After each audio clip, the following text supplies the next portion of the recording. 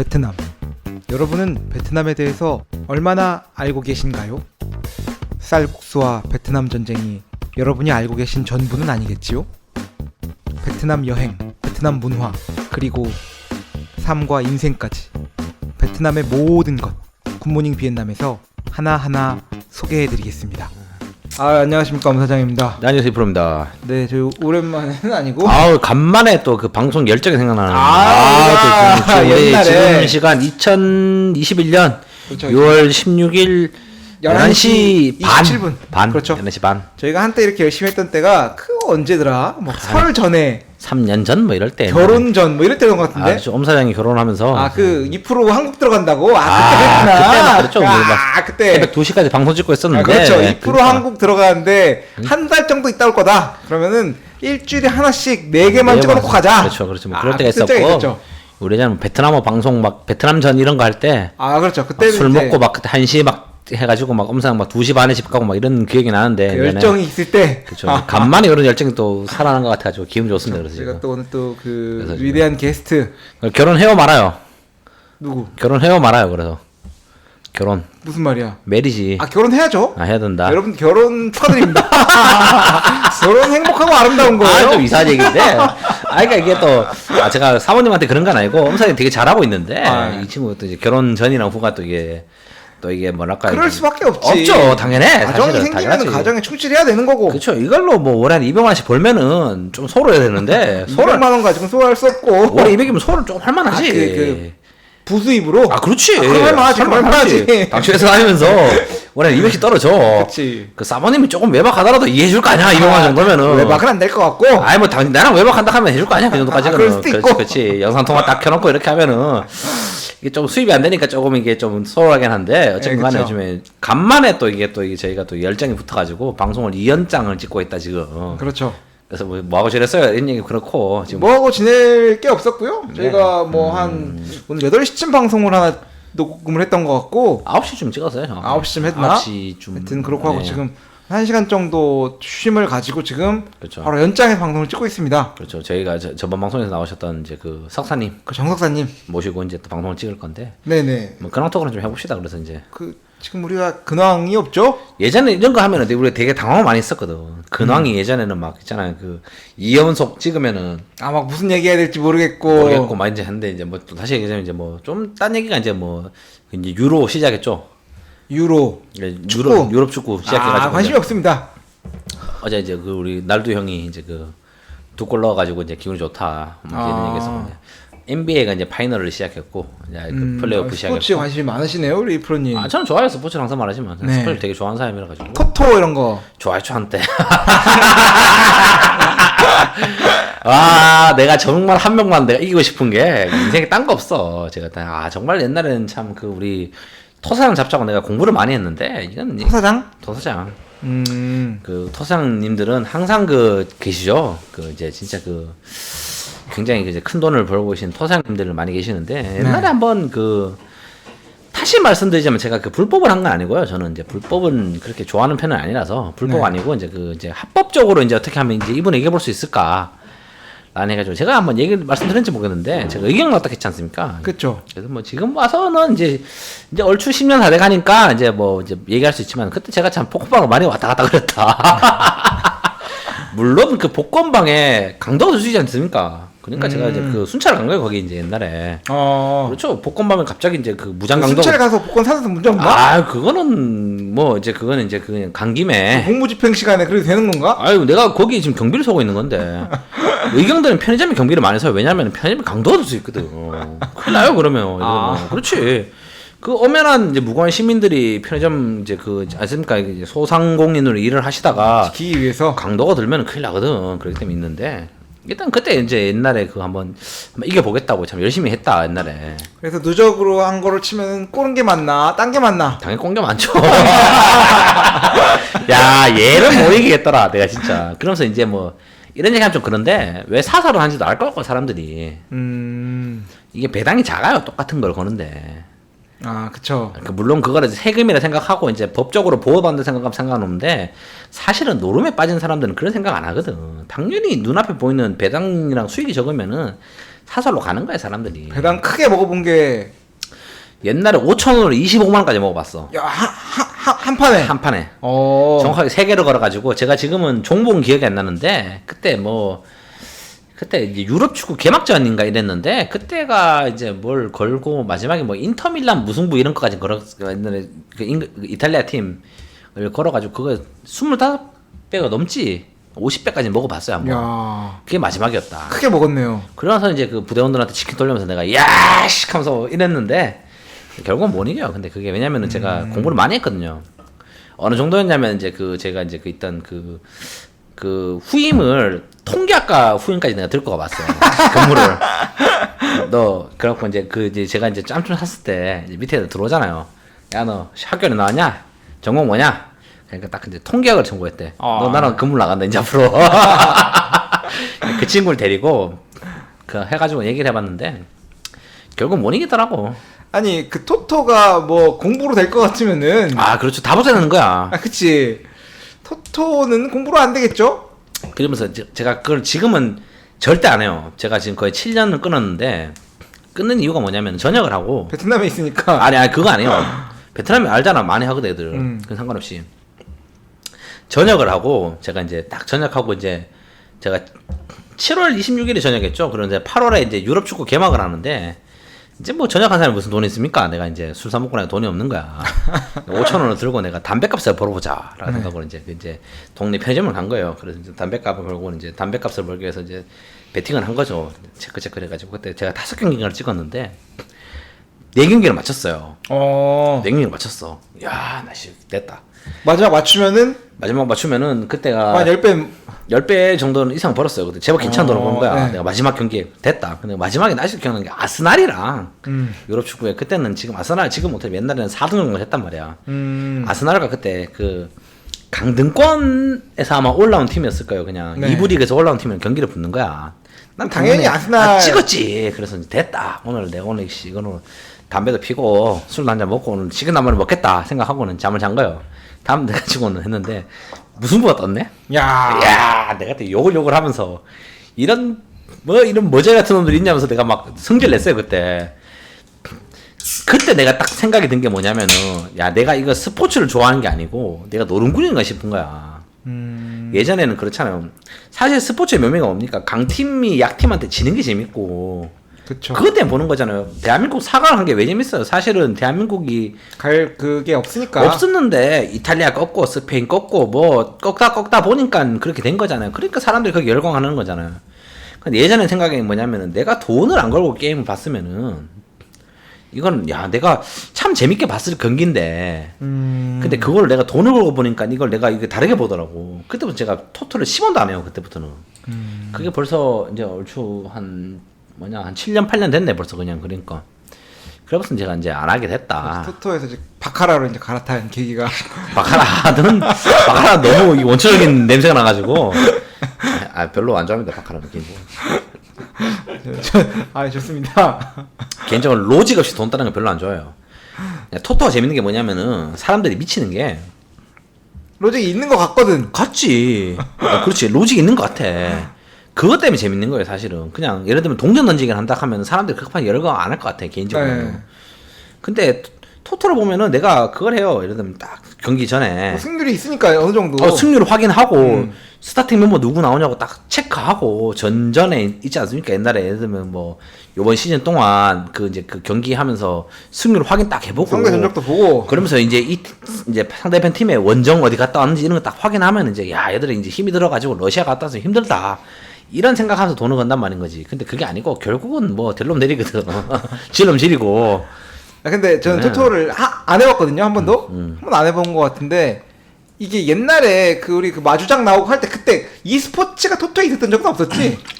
마주장이 그것 때문에 걸렸잖아. 그러니까 e스포츠가 토토에 있었어요? 있었어. 마지윤이 이긴다가 있었어? 임요한이 이긴다가? 있었어. 토토에 있었다고 그게? 내가 알기로는 정확하게 모르겠는데 재윤이 형 걸린 거는 그것 때문에 걸린 거야. 그러니까 그건 아는데 있었어요, 그게 이제 뭐 불법적인 인터넷상에 있었어. 있는 그런 게 아니라 실제로 오피셜한 아니 토토 불법 그거는 불법이야. 네. 지금까지도 제가 알기로는 e스포츠가 오피셜하게 그러니까 내 말이 그 말이죠. 그렇죠. 그냥 다 도박이야 그냥. 그렇죠, 그렇죠. 그 e스포츠에 예를 들면 그 토토방에 가가지고 아니, 마재현에는 그건 없었다. 없었다. 그렇지, 그렇지. 프로 했기 때문에 그런 거고.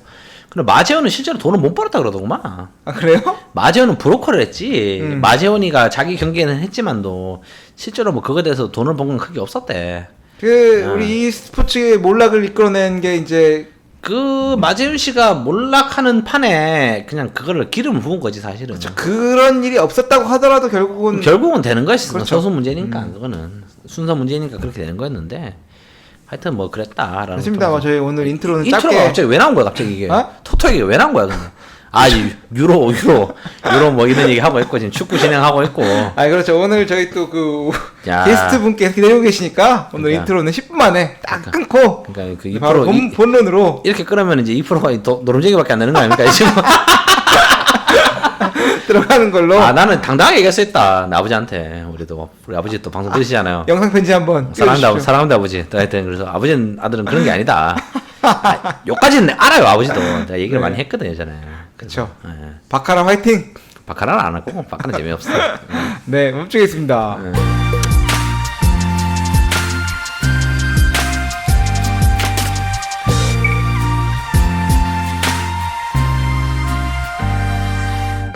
네, 저희 다시 본론으로 들어왔습니다. 저희 오늘 일단 그 게스트 분부터 다시 한번 소개를 하시고 네, 시작을 하시죠. 네, 안녕하세요. 그 저번 화에 이어서 계속 게스트를 맡게 된 정석사입니다. 네, 저희가 그 지난 방송하고 이번 방송을 그 얼마의 텀을 간격을 두고 올리게 될지는 잘 모르겠어. 그러니까 뭐 예전에는 우리가 항상 일주일 텀을 두고 정확하게 올렸었는데 이제 뭐 다음 방송 찍히는 거 보고. 그렇죠. 그렇죠. 에나 모르겠다 올려버릴 수도 있고 그냥 연짜로 정말 한 1년 반 만에 찍는 스페어 방송. 그렇죠.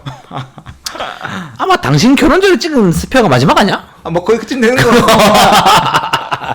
간만에 스페어 방송인데. 그렇습니다. 그래서 오늘 지금 이어서 찍는 방송은 사실 주제가 좀 없어요. 없죠. 오늘 그냥 그 여러 가지 뭐 금융에 대한 얘기도 해보려고 하고 있고, 그렇죠. 뭐 은행에서 많이 좀 궁금한 것들도 알아보고 싶고, 그리고 이제 뭐 얘기 가는 대로 아무 말 대잔치로 그렇죠. 방송을 한번 해보려고 합니다. 뭐 궁금한 거 있어요? 여기 좀 과자 먹고 있으니까. 나 궁금한 거 없어요. 궁금한 거 혹시 방송에 궁금하신거나. 방송에 궁금한 게 진짜 많아서요. 만약에 뭐 이거를 청취하시는 청취자분들께서 궁금하신 게 있으면은 네. 그거를 종합해가지고 미리 종합해서 미리 답변을 하는 시간이 있거나 하면은 되게 좋을 것 같고요. 저는 이 수요에 맞춰서 뭐 항상 시장의 수요에 따라가는 거기 때문에 맞춰서 언제든지 준비를 하고 싶거든요. 근데 지금처럼 이렇게 뭐 한잔 하면서 맞춰서 하라고 하면은 무엇에 맞춰야 할까? 맞출 게 없습니다. 그냥 하면 돼요 그냥 사실은. 그리고 마음에 가는 대로. 가는 대로. 입이 가는 대로. 입이 열리는 대로. 저희가 그 예전에는 청취자 여러분들하고 좀 긴밀한 소통을 하는 방송이긴 했었거든요. 사실. 그래서 댓글이 올라오면은 저희 댓글도 달고 했는데 요즘 사실 그런 뭐랄까 이런 그 약간 일방적인 방송 느낌으로 가지 않았나 좀 싶은 좀 죄책감이 좀 생깁니다. 청취자 여러분들이 많이 댓글 달아주시는데 그 대댓글들을 잘 못 달고 있는 그런 상황이어가지고 그럼에도 불구하고 열심히 들어주고 계신 분들이 계시고 사실은 제가 의혹을 이었어요. 예전에. 그렇죠. 원래 댓글 담당자는 2%였거든요. 예전에 제가 정치 얘기 한번 했다가 대차이 깔기로는 제가 댓글 한번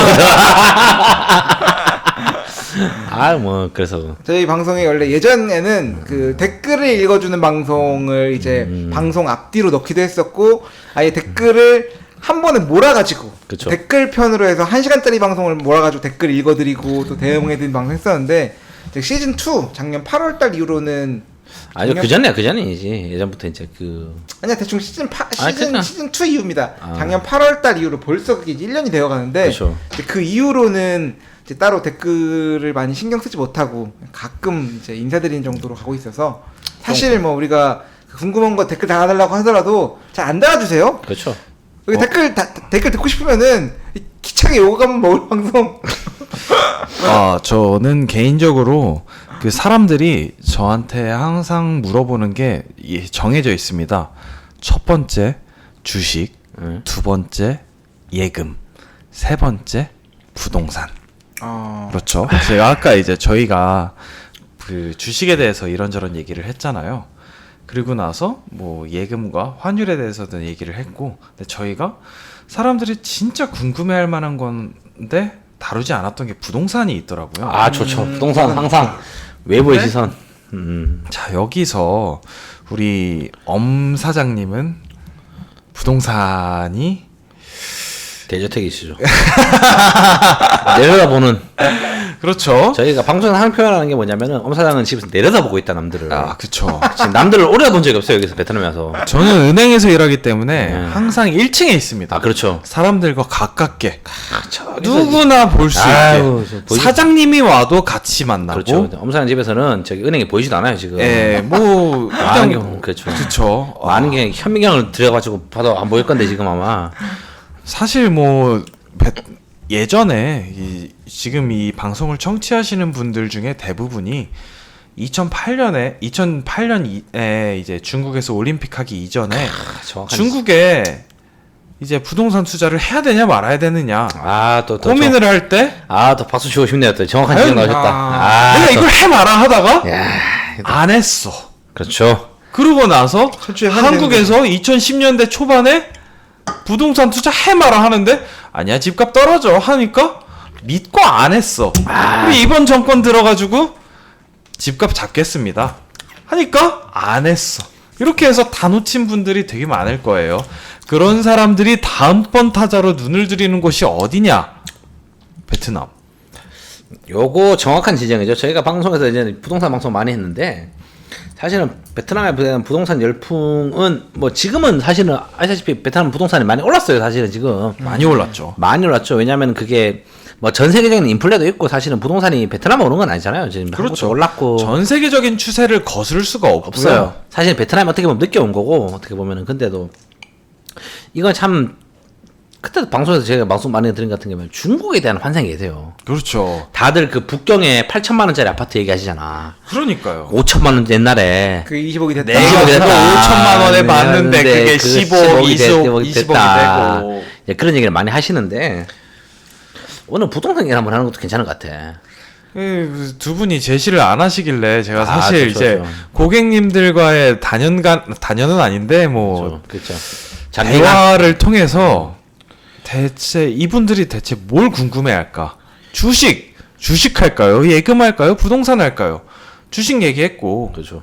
뭐 예금 얘기했고, 저는 예금 좋아요. 방송을- 주식 뭐 할 수 있어요. 그럼 부동산은 방송 시원해졌네요. 그 베트남 부동산 오릅니까 안 오릅니까? 이거잖아. 사실 이거거든. 그렇죠. 사실 이거거든. 야 이거 진짜 간만에 솔직담백한 얘기. 웃고 있잖아 지금 옆에서 부동산 오너는.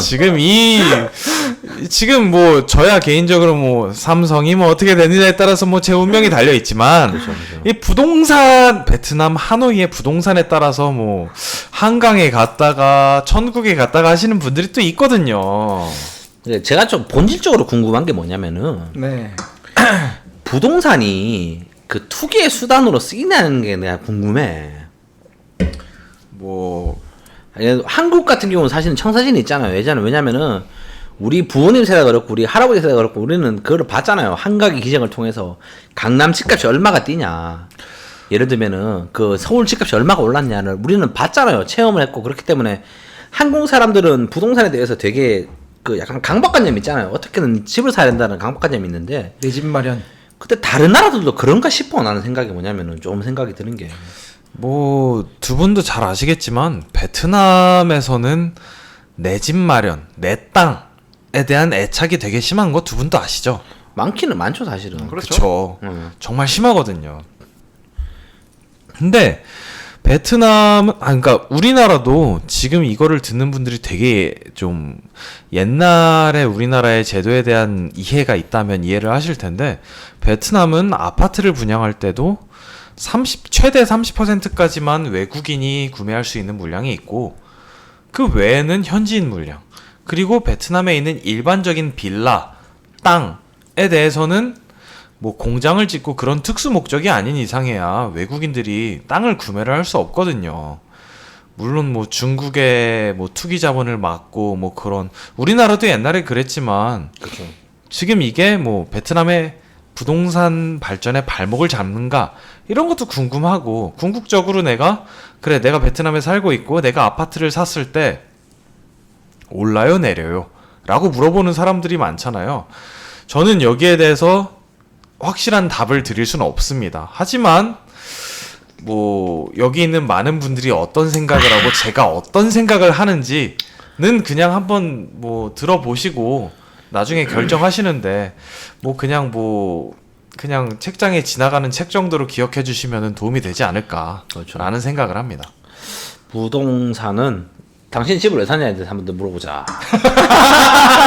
아니 제가 이 얘기를 누누이 하는 이유가 뭐냐면은 사실은 그 얘기 알아요 예전에? 그런 얘기 했었더구만.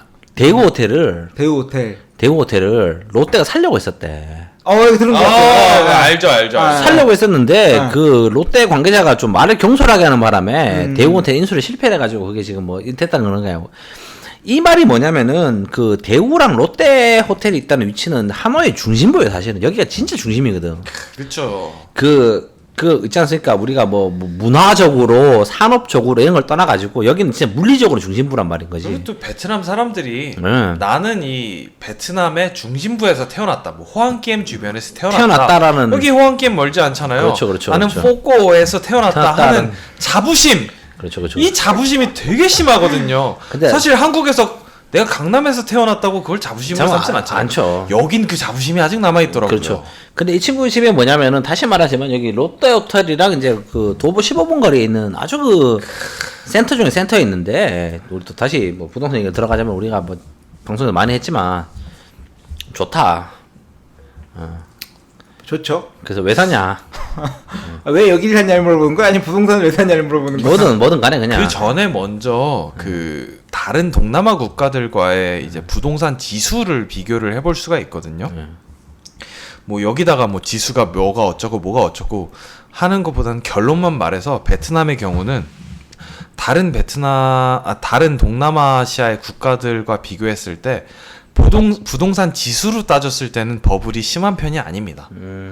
버블이 심한 편이 아닌데 여기 살고 있는 한국 사람들은 이게 버블이 아닌가라는 걱정을 충분히 할 만큼 많이 비쌉니다.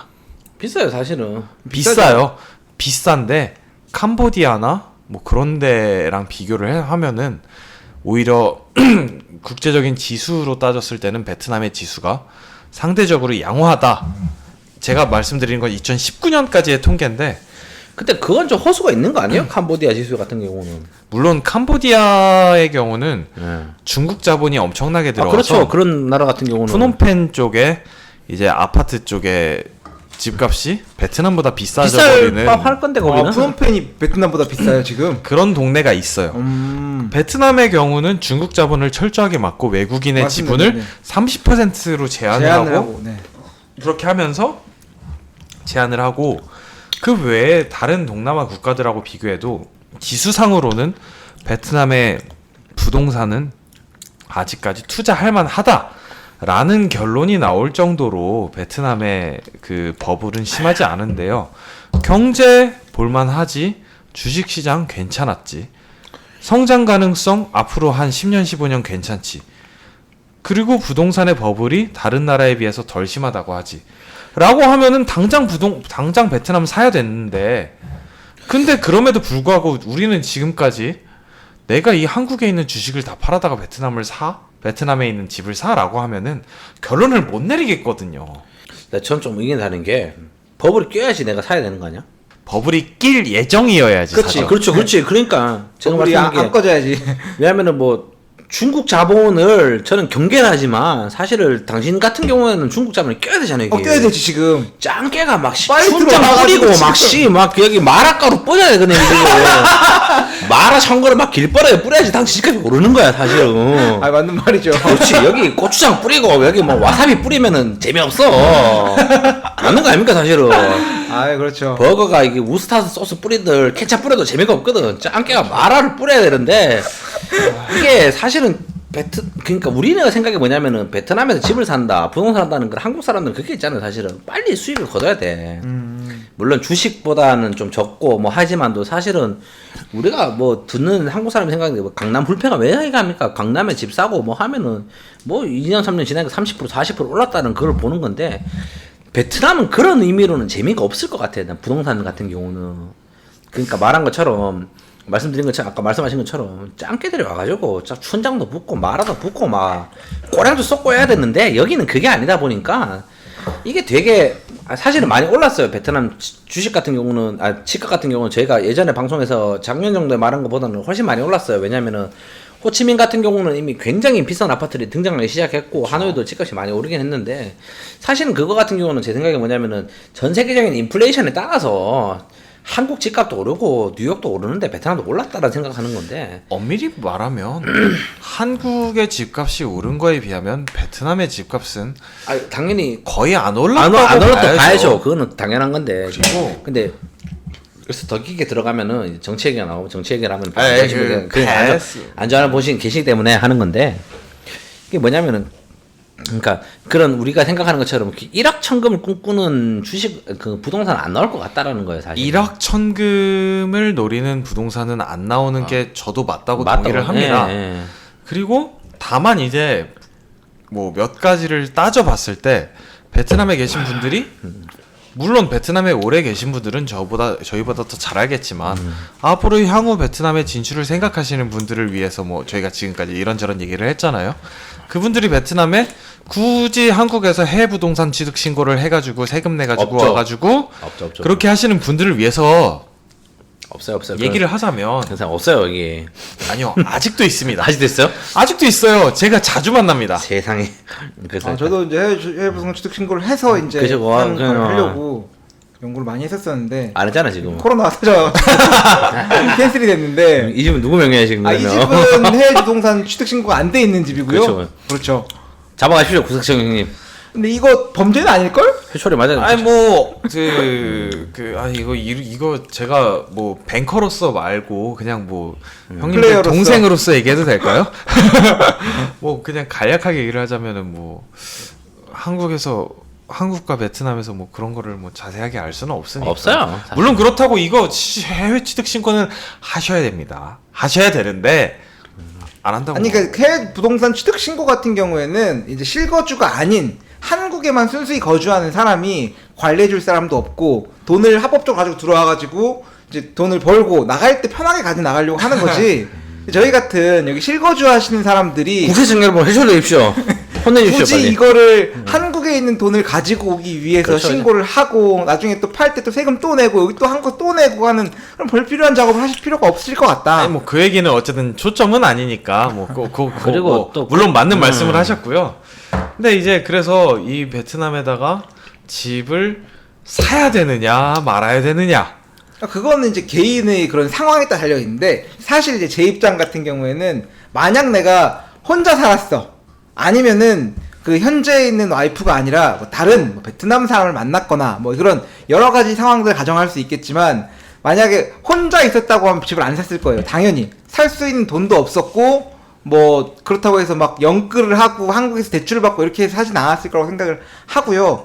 사실 결혼을 고민할 때만 해도 집을 사야겠다는 생각이 크게 있지 않았는데 결혼이 이제 거의 잠정적으로 확정이 된 상태에서 사모님 통장을 보고 이제. 그치 사모님 통장을 보고 그 통장을 보고 또 이렇게 합쳐봤지. 깜짝 놀란 거야. 그럼 요걸로 우리가 뭘 할 수 있을까에 대한 고민을 해보니까 칩을 사니까 부족한 거야. 바카를 써야지 마. 어? 바카를 써야지. 바카를 야 여기까지 하시고 베트남은 베팅이 거기까지 안 들어갑니다. 그래. 뭐 와카오나 어디 그 겐팅 아일랜드 정도 되면은 한 10만 불 때리고. 그렇죠. 시원하게 할 건데. 일단 베트남에서는 뭐 간략하게 기본적인 것만 설명을 드리자면 아파트를 살 때는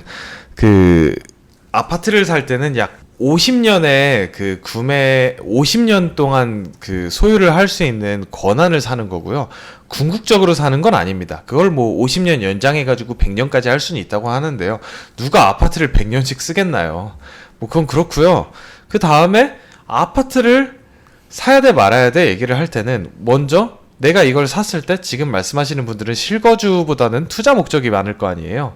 그럼 투자 목적이 많을 때는 내가 이걸 월세를 냈을 때는 과연 내가 몇 %의 수익을 낼까? 라는 거 중요하잖아요. 한국보다 집값 대비 월세는 높습니다. 월세가 비싸요. 그게 집을 사게 되는 가장 큰 원동력이 아닐까 생각을 하는데 이게 월세가 무지 비싸요. 월세가 기본적으로 한국 부부가 결혼해서 산다고 쳤을 때 보통 기본적으로 생각하는 월세 값이 800에서 1000불 정도 된단 말이야. 그렇다 생각하시죠. 그리고 좀 더 좋은 집 사시는 분들은 뭐 1500불에서 2000불, 3000불까지도 뭐 충분히 내고 사시는 분들도 계시고, 일단은 그 고정적인 지출에 대한 부담감이 되게 큰데, 내가 만약에 실직을 하고 직장을 상실하고 아니면 여기서 뭔가 사업을 한다고 했을 때 이 집값 한 달에 1000불이 나가야 되는 그 부담은 되게 야 1000불짜리 살아봤어? 안 살아봤어. 뭐 그런 얘기 왜 자꾸 해, 당신은. 경제학을 공부한 사람들은 이걸 퍼센트로 얘기를 하는데요. 한국에서 10억짜리 집을 사나 베트남에서 3억짜리 집을 사나 월세가 크게 차이가 안 납니다. 한국에서는 뭐 전세도 있고 반전세도 있고 하다 보니까 월세 값을 올리는데 한 제한이 있지만 베트남엔 그런 게 없습니다. 그리고 베트남의 경우는 집값 대비 6% 내지 7% 정도의 월세가 형성이 되는 것 같은데요. 물론 이거는 뭐 정확한 통계는 아니고 제가 느낀 거를 말씀을 드리는 건데요. 한국의 경우 뭐 집값이 6% 7% 못 받잖아요. 물론 뭐 은행 이자도 낮기 때문에 그에 비하면은 그렇죠. 뭐 베트남 은행 이자 대비하면은 6% 7%면은 사실은 뭐 크게 높은 건 아닌데요. 아니죠. 베트남은 뭐 은행 이자도 높은 대신 뭐 월세도 그만큼 높고요. 한국은 은행 이자도 낮고 월세도 낮고 대신 뭐 그만큼 뭐 안정성이 있다라고 뭐 봐야 하는데 안정성이 베트남보다 그만큼 있냐라고 따지면은 그건 또 잘 모르겠습니다. 사실은 좀 회의적인 게 베트남은 집에 대해서 감가가 들어가잖아. 그게 되게 큰 것 같아요. 사실은 저는 생각이 뭐냐면은 어차피 7% 나오는 거는 베트남 은행 이자가 5%이기 때문에 7%를 줄 수밖에 없어요. 어차피 여기서 대출을 땡겨서 연끌을 했든 돈을 받았든 은행 이자보다는 돈을 더 받아야 되니까 내가 대출을 주는 건데, 베트남은 한국이랑 좀 다른 게 뭐냐면은 저는 뭐 그 50년 때문에 걸린 건지 뭔지는 모르겠지만도 베트남은 아파트에 대한 감가를 보더라고. 그래서 이제 그게 좀 큰 것 같아요. 사실은 개인적으로는. 정확하게 짚으셨는데요. 네. 베트남은 집에 대한 감가상각이 한국과는 말도 안 되게 크게 셉니다. 셉니다. 그러니까 한국이었으면은 예를 들면 우리 강남에 있는 그 뭡니까 그 무슨 음마 아파트. 야 그거 내가 지금 살락하면 살겠어. 못 살아요. 우리 못 살아. 강남이라는 그 위치만 떠나면은. 근데 아직까지 베트남 같은 경우는 재개발 이슈가 없어서 그런지 뭔지는 모르겠지만 또 베트남은 그거를 보셔야 돼요. 아파트의 감가를 상당히 우려해요. 이 나라는. 그러니까 우리 한국처럼 목이 좋고 위치가 좋으면은 100년 된 아파트라도 이거를 100억 주고 산다라는 생각은 없는 것 같아요. 아직까지 베트남 사람들은. 그리고 또 개인적으로 베트남에 살다 보면은 이제 아무래도 한국보다 날씨가 덥다 보니까 뭐 벌레라든지 뭐 그런 게 많잖아요. 아무리 좋은 아파트에 살아도 해 연차가 거듭할수록 그 벌레 사이즈가 점점 커지더라고요. 커지고 그 집이 떨어지는 거 없기 때문에.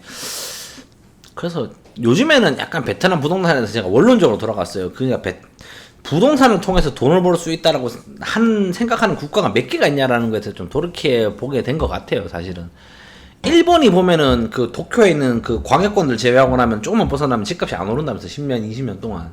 북경은 다른 경우 사실은 뭐 중국이 워낙 빨리 발전한 국가다 보니까 그런 경우 다르고, 뭐 미국도 뭐 제가 알기로는 그래요. 지금 생각해보니까 그 우리가 말했던 그 트럼프 이론 있지 않습니까? 맨하탄에 있는 땅 사라. 그런 소수의 땅을 제외하고 나서는 워낙 땅이 넓으니까 거기는 사실은 뭐 뉴욕 변두리 넘어가면 땅값이 얼마나 올랐는지 싶은지는 봐야 될 것 같은데. 그래서 내가 다큐멘터리를 본다고 했지. 다큐멘터리를 보니까 그 얘기 하더라고. 베를린의 집값이 이제 2억을 한대요. 뭐 60제곱미터짜리가. 베를린 집값이요. 그것도 엄청 오른 거래, 베를린이. 뭐 예, 뭐 그건 뭐 위치마다 다른 거고 제가 모르겠지만도. 맞아요. 예. 그러니까 그게 뭐냐면 유럽이라든지 다른 국가 사람들은 집에 대해서 투자 수단으로 생각 안 하는 게 아닌가. 집은 이제 그 리빙이죠. 사는 게 아니라 사는 거다라는 건데. 근데 지금 베트남도 요즘 그런 생각이 좀 들긴 시작했어요. 지금 잠깐. 그러니까 우리가 생각했을 때 내가 베트남에서 집을 사가지고 살면서 집세를 아낀다는 건 되게 좋은 건데 이게 갑자기 10배, 20배가 뛰어가지고 내가 여기서 인생 역전을 하겠다는 거는 조금 좀 회의적인 것 같아요. 요즘 생각이. 이미 결론을 말씀해 주셔가지고 제가 좀 당황스러운데요. 네. 근데 뭐 일단 유럽의 예시를 드셨는데 유럽도 북유럽 같은 경우 집값 상승률, 덴마크, 스웨덴 이런 데도 한국만큼의 집값 상승률이 막 그렇게 나오긴 하거든요. 그러니까 뭐 유럽이라고 해서 뭐 파라다이스는 아니니까요. 그렇죠. 뭐 집값 많이 오르고 하노이도 많이 오르고 하는데요. 올랐어요. 사실 문제는 올랐어요. 정말 중심가만 그렇고 그 중심가 벗어나면은 한계가 있고 몰라요. 당장 베트남의 경우 성장률 좋고 잘 나가지만 출산율이 지금 미국하고 비슷한 수준이거든요. 많이 내려왔죠 베트남도. 당장 5만 달러 하는 나라하고 이제 3천 달러 돼가는 나라하고 출산율이 비슷한데 10년, 15년 바라봤을 때 정말 지금 저희가 방송을 찍고 있는 여기 뭐 그 롯데 센터가 보이고 막 그런 노른자 땅을 제외한 그러니까 뭐 하노이의 강남을 제외한 사이공의 강남을 제외한 그런 아파트가 10년, 15년을 봤을 때 오를 수 있는가라고 하면은 어렵죠.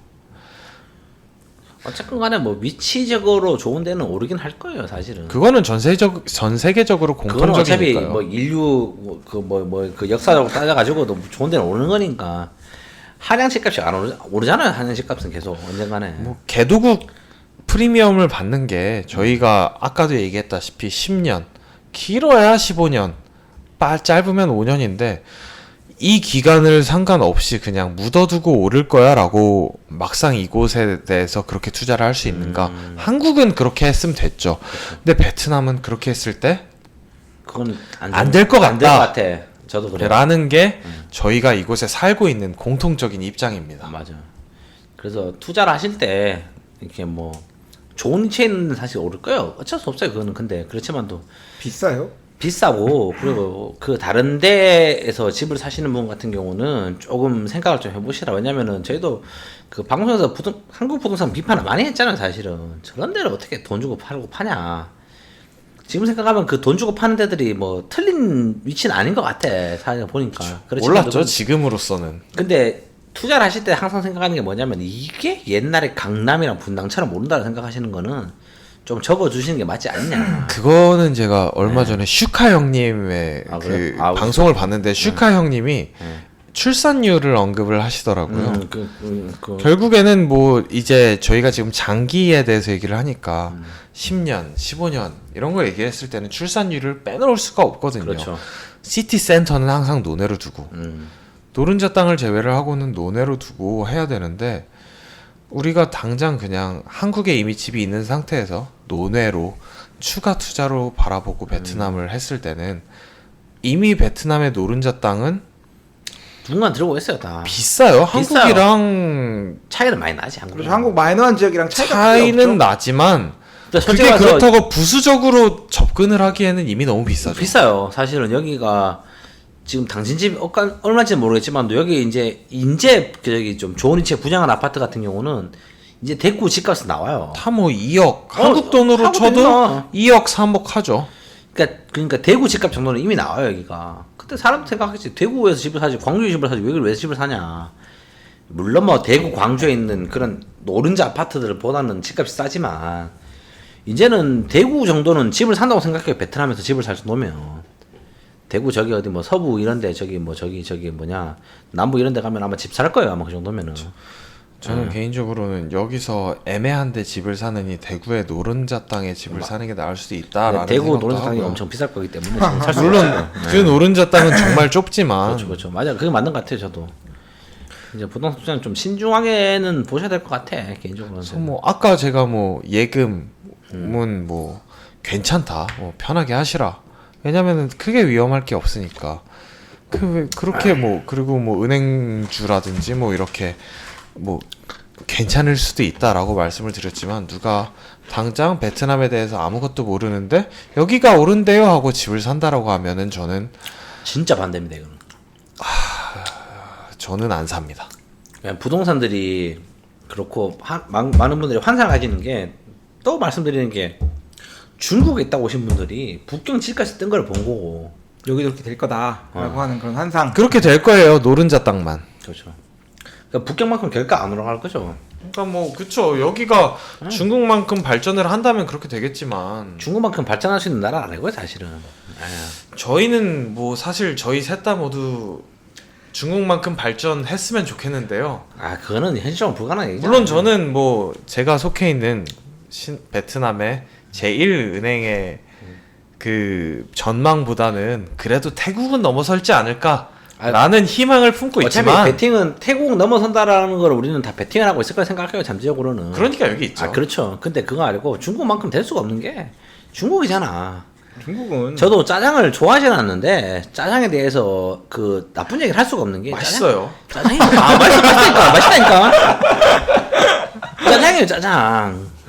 맛있어요. 그거, 맛있어요. 쌀국수 맛있는데 짜장면만큼 맛없어. 거짓말이야 그거. 야 그것이 웍에다가 막 볶으면 맛있거든 그게 더. 거짓말이야.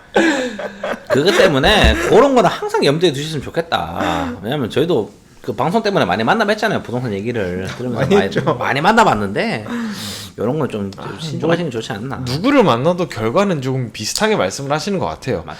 좋다 하지만 기대만큼 좋지 않다. 않다. 이게 사실은 너무 양비론적이고 뻔한 얘기지만 왜냐면은 이 뻔한 얘기를 잘 들어야 돈 버는 거라는 거죠. 그러니까 결론으로 가면은 결국 이제 실거주 목적이고 뭔가 그 합당한 그런 근거가 있으면 할 수 엄사장은 있는데 집을 잘 샀다. 아니면 진짜. 진짜 비싼 노른자 땅. 여기 노른자 땅 아닙니까 지금 여기가. 엄 사장님 존경합니다. 뭐 그쵸 이 동네가 노른자 땅이는 한 것 같긴 해요. 아 좋아요 이게 사실은. 좋습니다. 하여튼 딱 좋은 위치에 있는 집으로 사셨는데 항상 모든 사람들이 여기 살고 싶어져. 베트남 사람들은 너무 편하거든요 여기가 위치가. 이게 주식 얘기나 예금 얘기하고는 비교도 할 수 없게 무겁네요. 이 부동산 얘기는. 우선 잘 무겁죠. 이게 엉덩이 무거운 그걸 가지고 괜찮은데 모르겠다 아직까지는. 요즘에 생각이 몰빵은 안 된다. 안 된다. 그리고 그냥 생각이 실거주 목적 괜찮을 것 같고. 네. 항상 포트폴리오를 만들어서 네. 최소한 30%는 예금을 하시고 맞아. 그 외에 이제 뭐 부동산을 하시고 예금을 하시고 한국 분들이야 뭐 그동안 너무 항상 부동산에 치중해 있었는데 해외에 살면서 조금 눈을 돌리다 보니 포트폴리오를 참 잘 유지를 해보자.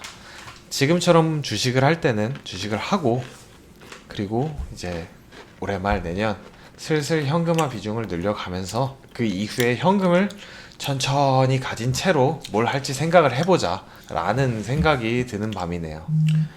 그래서 뭐 사실은 돈 있으면 땅은 서울에 사는 게 맞고. 맞아.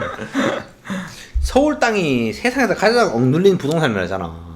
무슨 말입니까? 여기서 더 엉들릴 게 있을까요? 아예 예를 들면은 저기 우리 그 정은이가 그 포를 쏠 수 있다는 그 뭐냐 그 서울 불바다요? 서울 물바다 때문에 그 외국인들이 돈을 못 넣는데. 요즘은 다 넣죠. 요즘 요즘은 뭐 외국인들도 아이 저 새끼 또 헛소리 하네 하는데 안전 불감증이 다 안전 불감증이 있는데 옛날에부터 그런 얘기 있잖아요. 그 GDP 그 뭐 세계 경제 10위 하는 나라에서 수도에 있는 나라가 그 심지어 서울은 수도가 집중이 돼 있잖아요. 모든 정치 경제가 집중돼 있는 나라인데 집값이 저평가가 돼 있다는 얘기가 되게 많았어요 예전부터. 저는 동감을 하는 게 다 그거잖아. 우리 그 정은이 친구들이 그 장사장포를 이제 때리니 많이 가면 이제 그 대해서 이제 불안감 때문에 집값이 눌렸다는 얘기가 있는데 그게 뭐냐면 돈이 있으면 서울에 집을 사는 게 맞다. 그렇죠. 지금 생각해 보면은 뭐 어차피 지나가서 할 수 있는 얘기지만 이 집에 그리고 들어오려 마냥 했을 때쯤에 비슷한 돈보다 조금 더 힘들겠지만 노력을 해가지고 서울 인근에 있는 그런 신도시에 들어갔으면은 인근이잖아. 인근이었어도 그게 그치, 두 배, 그치. 세 배의 수익을 냈다는 거죠 벌써. 그렇죠, 그렇죠. 그렇기 때문에 베트남의 부동산은 수익을 당장 내기 위해서 오는 건 아닌 것 같다라는 게 제 결론이에요. 네네. 지금은. 네. 부동산은 뭐 지금 여기 거도 생각을 해봐도 제가 만약 임대를 주면은 은행의 이자가 턱없이 안 나와요. 안 나오죠. 네, 은행의 이자가 나올 수가 없고 안 그래도 베트남의 금리가 높기 때문에 이제 그런 부분도 이제 첫 번째 이제 좀 힘든 부분이 있지만 뭐 베트남을 떠나서 부동산을 소유하는 것 자체가 무슨 뭐 투자 대비 수익률을 얻거나 뭐 이런 걸로 바라보는 게 아니라 사실은 일단 네 맞아. 그렇죠. 부동산을 그 가짐으로써 인해서 생기는 뭔가 마음의 평안함이랄까? 그걸 통해서 이제 다른 그치, 거를 이제 좀 더 네. 좀 이제 유연하게 융통할 수 있다 돈을 이제 그런 그쵸, 느낌이지. 그쵸. 네. 제가 여기다가 한 가지 첨언을 드리자면 베트남에서 집을 사기 위해서 대출을 받았을 때 금리를 간략하게 말씀을 드리자면 뭐 예를 들어서 뭐 10년 정도 대출을 받는다 치면 처음 2년 정도 7% 중반, 그리고 나머지 8년 정도 9% 중반 후반 정도가 이제 한국 사람이 받을 수 있는 수준이라고 생각을 하시면 되고요. 9%요? 9% 중반 후반 정도. 근데 이마저도 이제 제가 만나는 분들이 이제 소득이 높고 하니까 받는 정도의 금리고요. 베트남 현지 분들이나 아니면은 그 외에 다른 분들이나 어쨌든 베트남 현지 은행에서 받는 금리보다는 낮은 겁니다. 근데 이 정도입니다. 근데 기본 한국 사람이 대출을 해가는 경우가 있었나요? 종종 있죠. 그거 돈 못 갚으면 잡으러 가요? 돈 못 갚으면 잡으러 가요? 저희가 내가 쿠바로 보통 튀면 예를 들면 뭐 예를 들어서 A라는 아파트를 사면 그 A라는 아파트의 소유권을 압류해요? 담보로 잡기 담보로. 때문에 그거 뺏기죠.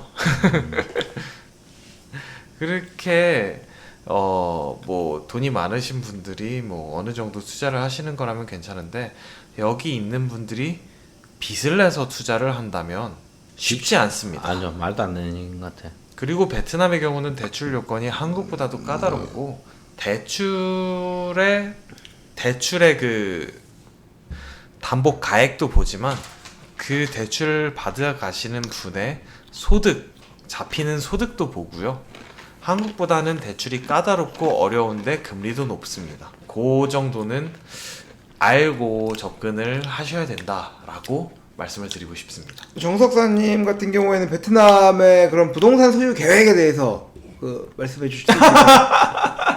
내가 바라보는 이 베트남 땅에 나는 베트남 주식을 소유할 것인가, 아니면은 모든 자산은 한국에서 그대로 주식으로, 주식과 부동산 다 합쳐서요. 뭐 이런 그 플랜들이 있을 거 아니에요? 지금 이제 베트남에 오신 지 이제 한 2년 정도 되신 것 같은데, 향후에 이제 이 땅에서 계속 뭐라 하지? 메뚜기처럼 2년마다 한 번씩 집을 옮겨가면서 생활해야 할 것인가, 아니면 뭐 큰 수익률을 기대할 수 없다고 하더라도 부동산을 소유할 것인가?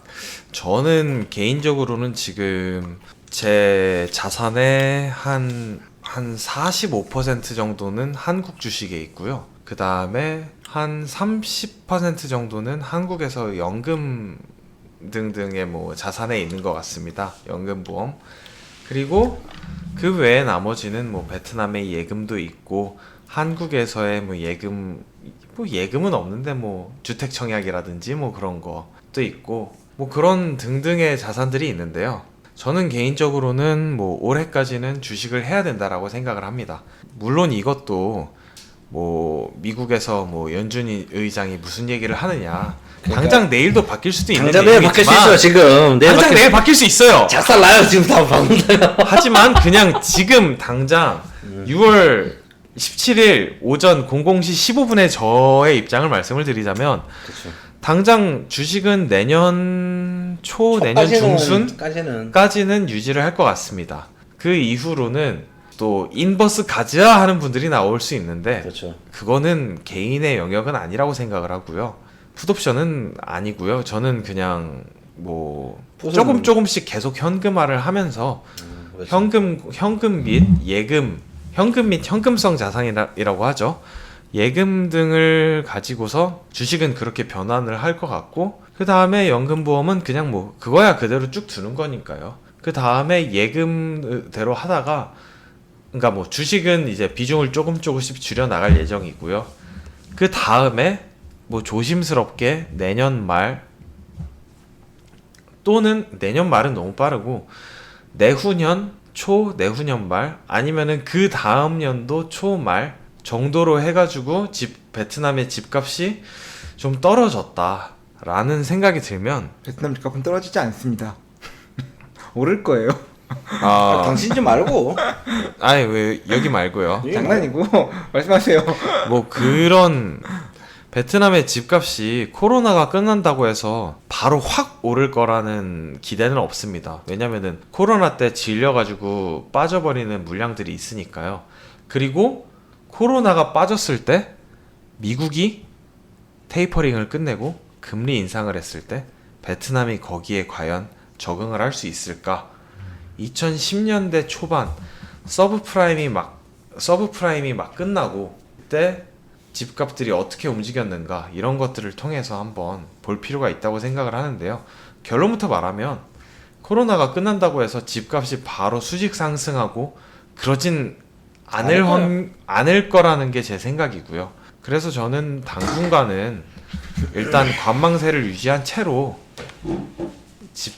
집을 사긴 살 건데 뭐 당장 급하게 사기보다는 한 1년 내지 2년, 만약에 길면 3년 정도는 지켜보면서 살 생각입니다. 뭐 그렇게 생각을 하고요. 한국의 주식에 대해서는 뭐 얼마나 뺄지 그거는 뭐 그때그때 상황에 따른 거기 때문에 제가 함부로 말씀을 드릴 수가 없습니다. 하여튼 뭐 이건 지금 다른 얘기이긴 한데 이제 뭐 지금 한국에서 이제 곧 있으면 이제 3기 신도시에 대한 청약이 이제 시작이 된다고 지금 되게 이제 말이 많아요. 3기 신도시에 대해서 그 마지막 찬스다, 내 집 마련 찬스다 해서 되게 이제 지금 반응이 뜨거운데, 네네, 한국. 말이 많은데, 제가 지금 와이프가 피치 못할 사정으로 한국에 잠깐 들어가 있는데, 혹시 기회가 되면 한번 해볼까 하고 알아봤더니, 저희처럼 외국에 거주하는 사람들 같은 경우에는 청약 조건이 안 되더라고요. 와이프는 있잖아, 한국에. 그래도 안 됩니다. 왜냐면은 그 청약을 넣으려고 하면 조건이 뭐냐면은, 저 모르시는 분 많으실 것 같아서, 당연히 한국에 있으면 되겠지 하고 생각을 했는데 당신 애도 없고 직업도 없잖아. 아니 상관없이 안 되는 게 해외에 체류했기 때문에 안 되는 거예요. 365일 중에서 반절 180 몇 일 이상이 해외에 있거나 아니면은 한 번 나갔다가 한국가에서 연속으로 있었던 기간이 당신은 이제 건모의 현영이야? 지금 말씀 편하게 하지 마시고 어떤 그 해외 체류를 오래 있었던 그 기록 때문에 이거는 해외 거주자로 판단을 해서 청약 자격 조건에 이제 그 우선 순위는 탈락이 되는 거고 만약에 신청할 때 기준으로 어쨌건 거주를 한다면은 맨 마지막 안돼 왜 그 지역이 아닌 다른 그런 지역 그 기타 지역으로 신청할 수가 있으니까 안 되는 거라 볼 수가 있는 거죠. 그래서 근데 들어간 김에 청약을 좀 해볼까 했더니 그게 안 되더라고. 그래서 하여튼 여러분도 해외에 거주하시는 분들은 이런 부분들을 알아두셔야 한다. 아이고. 하여튼 뭐 그렇습니다. 베트남 집값은 모르겠죠? 누가 알겠어요. 베트남 집값이 오를 거라고 알면은 모든 사람들이 살 거고. 당분간은 뭐 3기가 더 오를 수 있을 거라고 생각을 해요.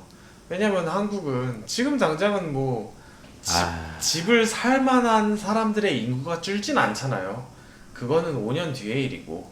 그래서 괜찮고 뭐 당장 근데 한국이 미국보다 금리 인상을 빨리 할 수는 있어요. 한국이 금리 인상을 당장 내년에 빠르게 단행할 확률은 있고요. 근데 뭐 그렇게 한다고 해서 한국에서 이거는 제가 쉽게 말씀을 드릴 수가 없어요. 금리 인상 할 수 있어 한국에 지금?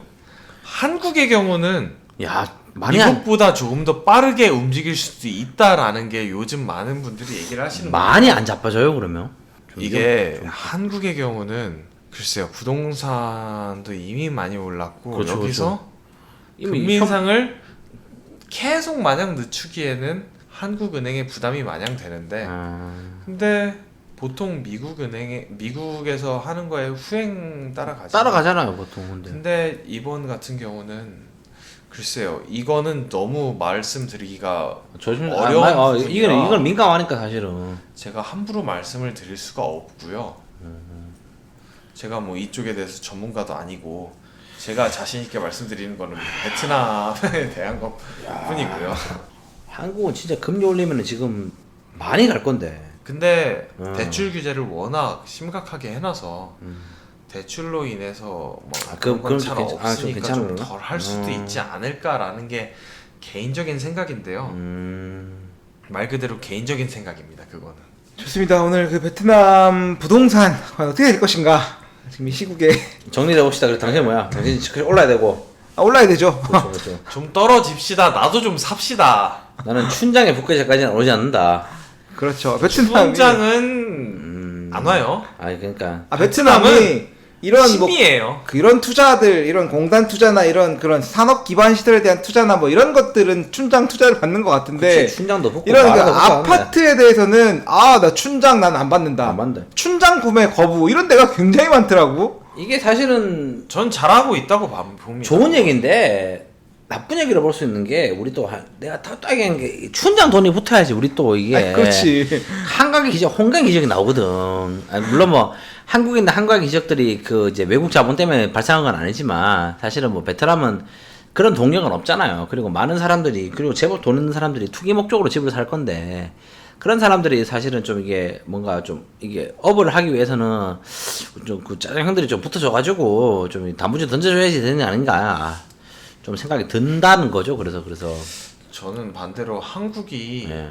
발전할 수 있었던 이유는 해외 투자를 멋대로 주무르고 그렇게 했던 것들이 그게 뭐 한국 정치의 좋은 좋은 단면은 아니었지만 그렇죠. 어쨌든 결과적으로는 도움이 됐었다라고 생각을 해서 베트남이 지금 말씀드린 것처럼 제안을 하는 거는 좋은 결과를 낳을 수도 있다라고 생각을 합니다. 왜냐면 지금 말씀드린 것처럼 중국 투자를 마저 받아버리고 하면은 민생이 견디질 못하죠. 그렇죠. 예, 제가 말씀드리는 게 우리처럼 이제 10년 동안 돈 많이 먹고 나를 거면은 뭐 그럴 수 있는데 말씀드린 게 그 베트남의 그 전체적인 얘기를 하는 게 아니고 투기를 해서 돈을 버는 사람들은 짜장돈에 무대에 돈을 번다는 거지. 저희도 투기꾼인가요?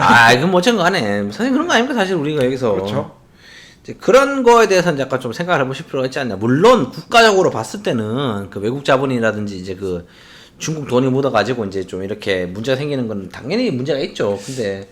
근데 지금 여기 하노이에 있는 좋은 목을 가진 사람들 같은 경우, 엄사장 같은 경우는 그 생각 안 할 거라는 거지.